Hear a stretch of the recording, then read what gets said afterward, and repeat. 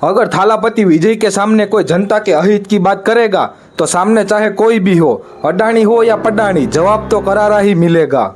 अखबार द हिंदू और DD next की खबरों के अनुसार मात्र एक महीने पहले तमिलनाडु के सीएम बने जोसेफ विजय ने अडानी के 20,000 करोड़ के स्मार्ट मीटर के प्रोजेक्ट को एक झटके में रद्द कर दिया है। असल में तमिलनाडु के पूर्व सीएम ने अडानी के स्मार्ट मीटर बिलिंग के लिए यह बड़ा प्रोजेक्ट दिया था, लेकिन नए सीएम ने साफ कह दिया है कि जनता के जेब पर डाका बर्दाश्त नहीं होगा। उन्होंने पाया है इससे आम जनता के खर्च पर बहुत ज्यादा असर पड़ेगा और तुरंत इस कॉरपोरेशन के प्रोजेक्ट को रिजेक्ट कर दिया है।